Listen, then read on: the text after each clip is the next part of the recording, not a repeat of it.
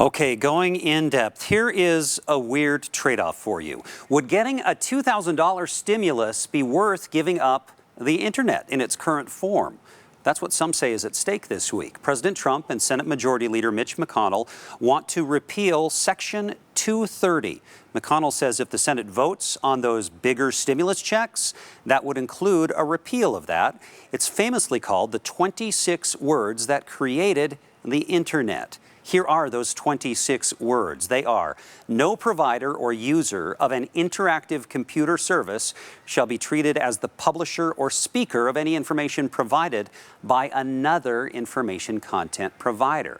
What does that mean? Well, we're talking about whether a website is responsible for people who post on there. So before the interview, here are the general arguments on this issue. An argument for Section 230. The internet would be stifled if websites like Twitter and Facebook can be sued for what users post.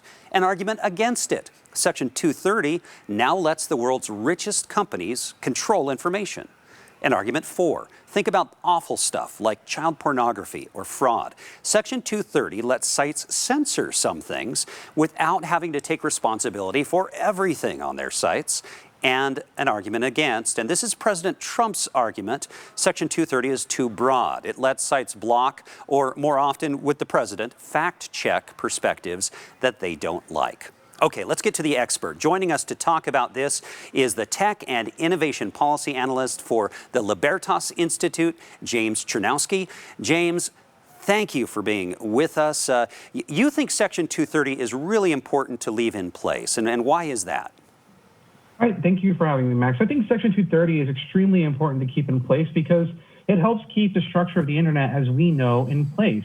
It's really hard to imagine going back to the 90s where the internet was very different at a time where a lot of content was pre-screened before it got up there, and there was a lot less voice on the internet. And that's what Section 230 mostly empowers, is people like you, like me, like content creators all around the world to have a voice where they otherwise might not be able to because they might face liability for what they post on these websites otherwise. So this is a really important tool. And to see President Trump and Senate Leader Mitch McConnell try to repeal this in exchange for $2,000 checks is a very unfortunate thing. I'm very disappointed, to say the least. You know, President Trump, and we should say also Senator Mike Lee, very involved with this issue as well, and they have really expressed a lot of concern about what they perceive as bias against conservatives. Now, I know that you've done some thinking about that yourself. Libertas is a conservative institute, a more libertarian free market institute. So what do you think about that argument?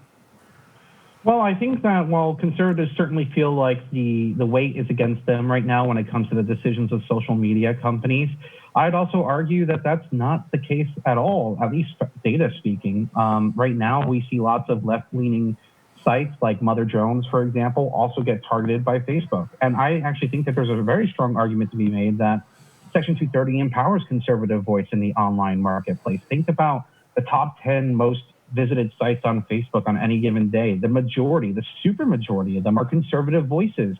And that's what's at stake if we just outright repeal Section 230. We might go back to an era of like the fairness doctrine for radio, which killed conservative talk radio. You know, and I wonder, James, I was reading some of your argument. By the way, people can check that out on Libertas. There's some really well thought out arguments you have on there. But you do argue that big tech firms will bend to consumer demands. Conservatives, if they're disappointed with, say, Twitter, could leave, or Facebook, they could go to Parler instead. I wonder, though, here's the other side of this. These companies have gotten so big. This law was made when Facebook, Google really didn't even exist. And so now these companies are so big. Don't they need to be reined in? Aren't they the ones that could really restrict our freedom?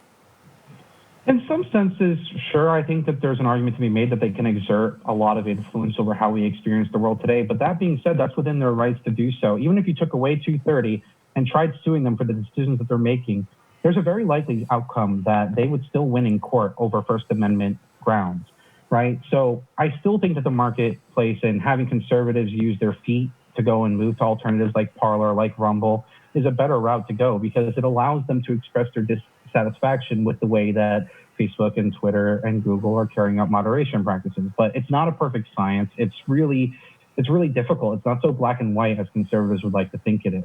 It's really it's interesting, James, because as I said, I mean, I always think of Libertas as a conservative institution and a particular brand of conservatism.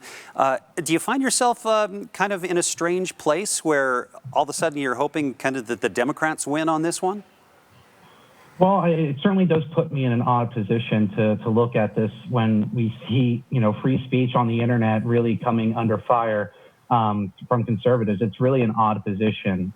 So in a lot of ways, yeah, I think that this bill is not likely to pass, and that's a good thing. I'm very happy to think that that's not a likely outcome, but it's sad to see that conservatives feel like this is a necessary route.